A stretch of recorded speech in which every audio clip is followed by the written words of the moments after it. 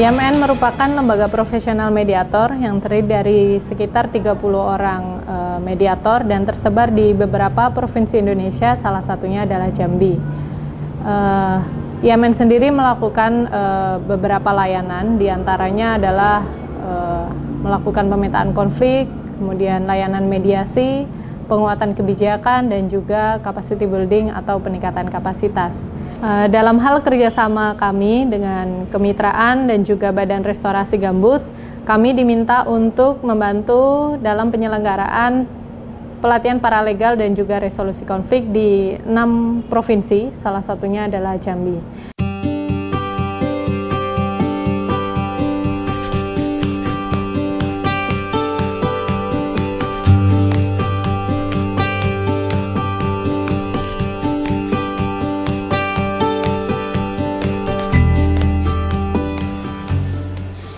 Pada kesempatan ini, pertama-tama marilah kita sama-sama memanjatkan puji syukur kehadirat Allah Subhanahu wa Ta'ala, Tuhan Yang Maha Esa, yang telah memberi limpahan rahmat dan karunia-Nya kepada kita semua, sehingga pada pagi yang cerah dan berbahagia ini kita masih dapat berkumpul di ruangan ini untuk mengikuti kegiatan pelatihan paralegal dan resolusi konflik dalam upaya restorasi gambut. Bapak Ibu sekalian, ini adalah salah satu kegiatan yang dijalankan oleh Badan Restorasi Gambut yang disebut sebagai sebuah program pemberdayaan masyarakat, yaitu Desa Peduli Gambut. Mengapa perlu kita peduli terhadap gambut? Karena kita mungkin sudah paham semua, persoalan gambut adalah persoalan yang kompleks. Sudah banyak sekali persoalan yang kita hadapi dengan terbakarnya lahan gambut dari tahun ke tahun. Dan setelah kebakaran yang paling besar tahun 2015, pemerintah Presiden menerbitkan peraturan Presiden untuk membentuk Badan Restorasi Gambut. Tujuannya adalah untuk membantu mempercepat pemulihan dari lahan-lahan gambut ini. Dalam rangka pemulihannya, masyarakat desa yang ada di sekitar atau di lahan gambut itu sendiri merupakan satu aktor yang penting, pihak yang sangat penting. Tidak bisa kita menjaga gambut hanya oleh pemerintah. Oleh karena itu, program Desa Peduli Gambut ini adalah program yang diarahkan untuk membangun kapasitas kepedulian masyarakat desa untuk mengelola dan restorasi gambut. Jadi ini adalah satu program pemberdayaan masyarakat. Nah, salah satu dari program ini adalah kita akan mencoba membangun kapasitas tentang paralegal dan penyelesaian konflik. Ya, jadi konflik memang terjadi. Ketika konflik terjadi, apa yang perlu dilakukan oleh masyarakat desa? Tentu itu harus diselesaikan. Tetapi bagaimana cara penyelesaian yang benar dan baik, itu yang akan kita pelajari di dalam pelatihan ini. Kami sadar bahwa restorasi gambut itu tidak bisa berjalan di atas lahan-lahan yang itu berkonflik. Karena itu meskipun ini bukan tugas utama kami untuk menyelesaikan konflik, saya perlu garis bawahi, bukan tugas utama BRG untuk menyelesaikan konflik. Karena banyak pengaduan tentang konflik itu masuk kepada kami. Tetapi kami tidak bisa bekerja kalau lahan itu berkonflik. Karena tidak ada yang mau bertanggung jawab. Jadi, mau tidak mau, suka tidak suka, yang berkonflik itu harus diselesaikan.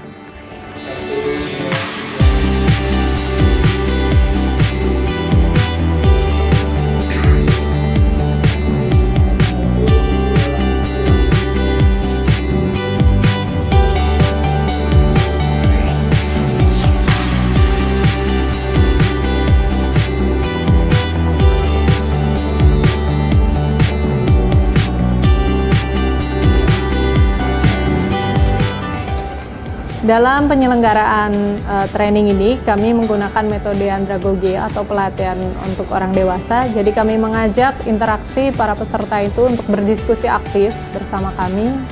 Bagaimana kita menguraikan kejadian yang berdasarkan fakta sebenarnya di lapangan. Jadi berdasarkan konflik yang terjadi. Misalnya tadi ada konflik dengan perusahaan WKS, ada dengan perkebunan sawit, ada dengan Taman Nasional, ada dengan hutan lindung, ada yang dengan antar warga, antar desa dan sebagainya. Kenalkan Pak, nama kami Wilham.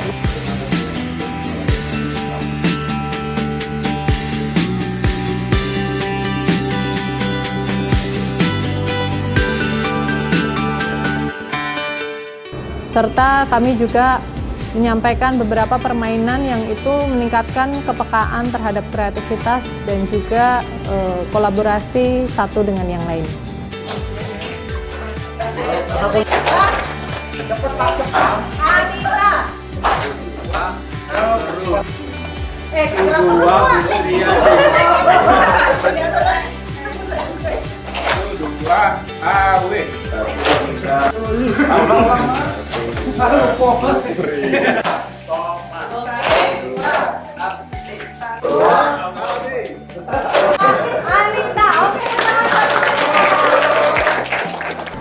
Di hari pertama, di sesi awal kami membuka dengan talk show, yaitu menghadirkan narasumber dari Kanwil Kemenkumham setempat dan juga UBS setempat untuk menyampaikan terkait hak masyarakat di hadapan hukum dan juga apa itu paralegal.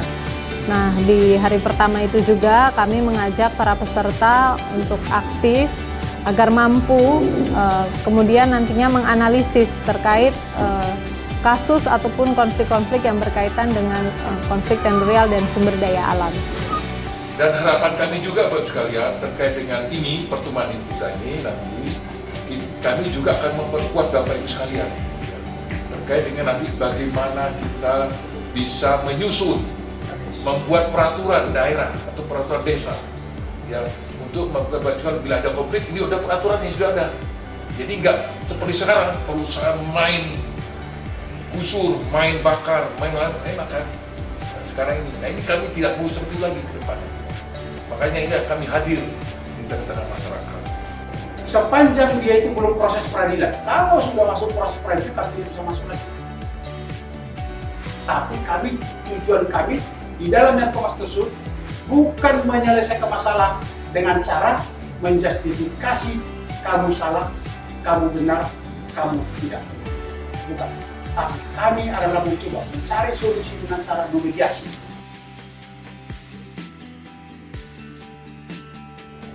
Peran paralegal juga bisa muncul di situ, artinya memeriksa persoalan, titik persoalannya apa, pangkalnya apa, dasarnya apa, kemudian juga memberikan solusi-solusi, pemahaman-pemahaman dengan adanya persoalan ini. Bagaimana memfasilitasi agar tidak terjadi pertikaian atau konflik yang begitu besar. Jadi peran paralegal ini cukup strategis dalam situasi konflik yang ada di tengah masyarakat. Apakah paralegal itu ditetapkan dengan kepala desa atau memang bebas, bisa banyak gitu kan di desa itu, ketika ditetapkan apakah nanti juga melanggar itu tadi soal bukan lembaga yang yang profesional tadi kan. Tolong kami didorong oleh organisasi bantuan hukum tadi untuk sama-sama mendorong Kemenkumham supaya punya dana khusus untuk menjembatani ke desa tadi, supaya masyarakat desa seperti yang sampaikan tadi punya akses yang lebih jelas dan lebih tegak. Untuk kelanjutannya mungkin seperti kami ini bisa dibina lebih supaya bisa memahami, karena dalam segi hukum kami sebagai masyarakat ini kurang mengerti atau tidak sebegitu jelas. Kalau tadi sebenarnya adalah sesi pengantar kita, tadi ada narasumber dari Kanwil dan juga narasumber dari teman-teman OBH. Itu adalah mengantarkan kita terkait apa yang akan kita pelajari selama 3 hari ini. Apa itu paralegal, apa itu hak-hak masyarakat di hadapan hukum. Jadi itu dasarnya. Salah satu yang difasilitasi oleh IMN itu lahirnya juknis petunjuk teknis dalam penanganan konflik masyarakat di dalam kawasan hutan. Satu kecamatan. Oke. Udah, 3 aja. Sama di balik. Ini namanya Pandanaga deh, Pak. Ya, dari Telepon-B. Oke, prakteknya saya suka sekali nyanyi dan nari. Tadi prakteknya adalah kita menyanyikan lagu. Sekarang kalau kompak jadinya bagus. Tapi kalau nggak kompak, yang di bawah Bang Rudi akan tempelkan baik-baik. Oke ya, kita mulai dalam hitungan ketiga. 1, 2, 3. Nah, di hari kedua barulah kami mengajak para peserta untuk belajar bersama terkait keparalegalan itu sendiri. Jadi dari hukum-hukum baik itu perdata, pidana maupun hukum administrasi kita bedah semuanya di situ. Nah, peserta kemudian juga diajak berpraktek bagaimana nantinya kemudian membuat surat-surat kelengkapan paralegal itu.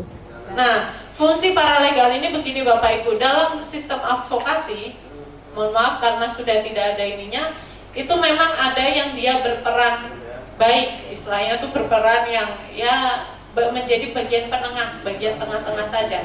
Tapi dalam upaya kita untuk melakukan rekonsiliasi itu harus dipecah. Jadi ini kan banyak sekali orangnya. Jadi harus memang ada menjadi pendesak gitu loh. Harus menyatakan diri sebagai dalam tanda kutip oknum, tapi untuk visi yang sama.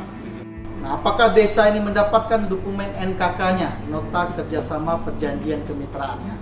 Kalau ada, bentuknya seperti apa? Nah, itu salah satu objek yang menjadi analisis kita. Setelah masyarakat ke situ lagi menemui pihak perusahaan, ternyata orangnya sudah ganti. Nah, setelah itu berulang kali, setiap masyarakat datang ganti lagi.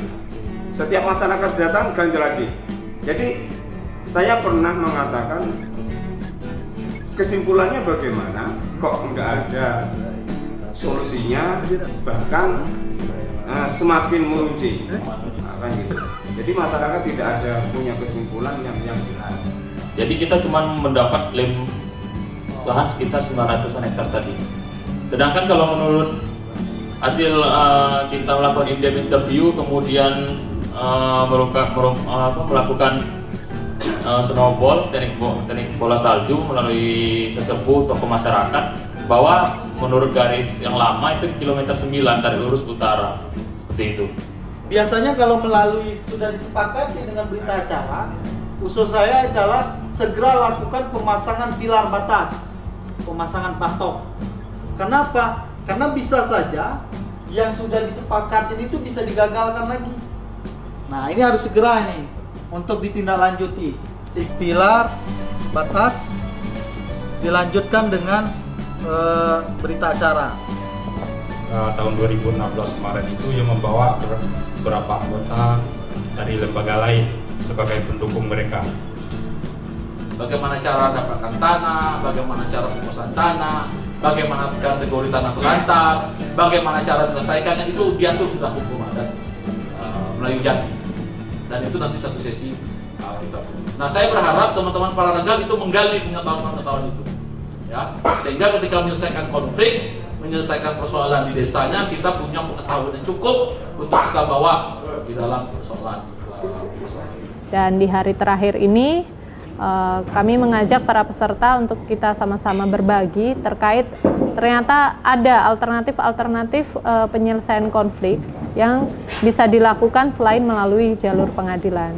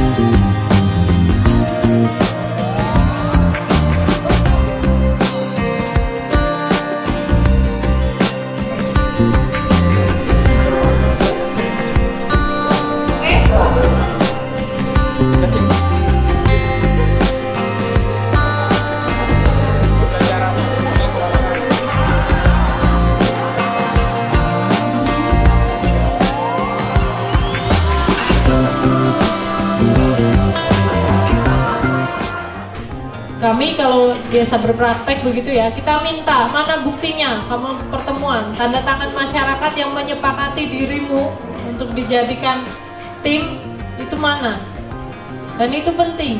Pembicaraannya. Oke. Tapi artinya tanah plus 20% dari 700 juta ini ke Pak Abdul.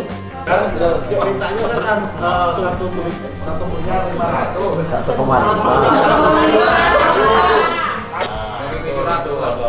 Total 840. Berarti untuk Parano sekitar 140 juta. Silakan dipilih yang menurut Bapak Ibu adalah ciri-ciri pohon yang sudah saya tempel ini. Ada 3 pohon. Ada namanya. Jadi ini yang pertama ada pohon litigasi, ini ada pohon negosiasi, dan paling pojok sana ada pohon mediasi. Oke, itu tak masuk, silahkan ditempel yang pink mediasi, orange negosiasi. Sama. Ya.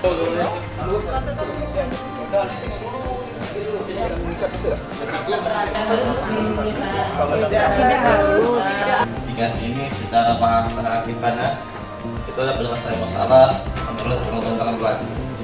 Artinya mungkin lewat pengadilan kah atau bahasa keren kita di kampung itu pinjam hijau. Yang pertama kami melihat bahwa di sini litigasi ini pasti mahal karena dia butuh biaya sidang. Kemudian juga kalau dia punya uang lebih kita memakai yang besar mungkin butuh pengacara. Kemudian juga yang jelas ada pihak penuntut yaitu pihak ketiga yang kita katakan ini kejaksaan tinggi, kejaksaan negeri, pengadilan agama, pengadilan tinggi dan sebagainya. Dan ini juga tidak perlu perimbangan kekuatan, nggak perlu. Walaupun kita mungkin perlu pengacara, tapi nggak perlu perimbangan kekuatan. Siapapun bisa, boleh menggugat, boleh mengajukan gugatan.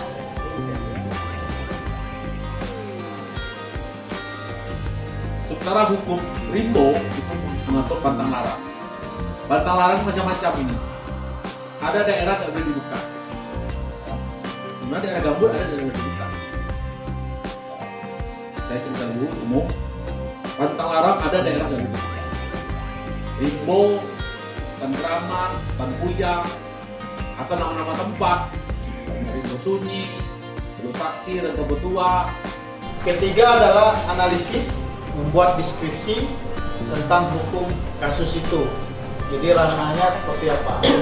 Bagaimana membangun komunikasi?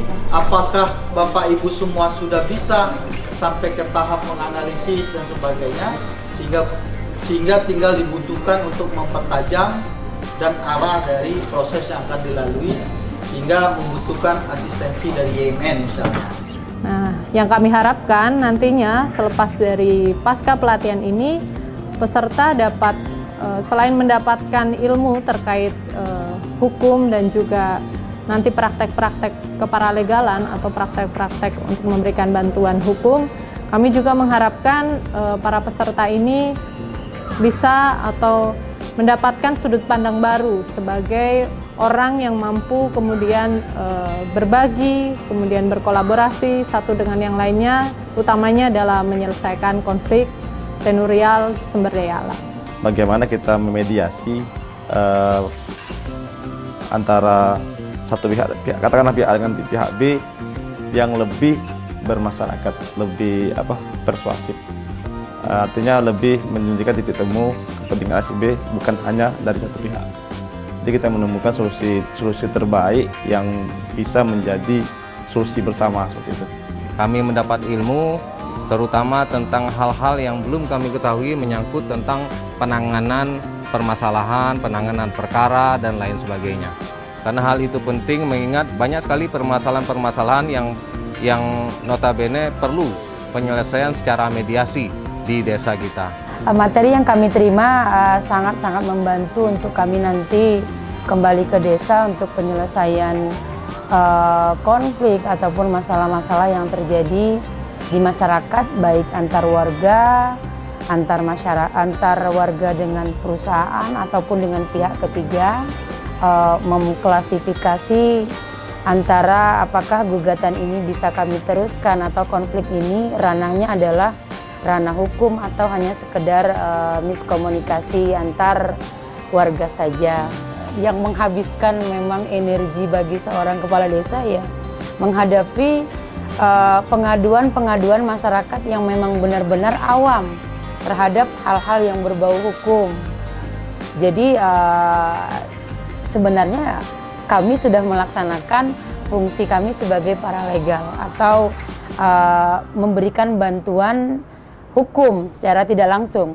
3 hari mengikuti kegiatan pelatihan, tapi saya yakin semangatnya akan tetap terjaga dan bisa dibawa ke desa masing-masing untuk diaplikasikan di desa masing-masing. Dan tadi ada juga rencana tindak lanjut yang nanti bisa diimplementasikan di desa bapak-bapak masing-masing, dan rencana tindak lanjut ini tentunya juga akan dikawal oleh kawan-kawan Pasdes, dan nanti juga kawan-kawan dari IMN juga tetap akan melakukan asistensi kepada 8 desa untuk menindaklanjuti rencana kerja yang sudah bapak-bapak, ibu-ibu buat. Secara resmi pelatihan paralegal dan resolusi konflik dalam upaya restorasi gambut secara resmi kita tutup.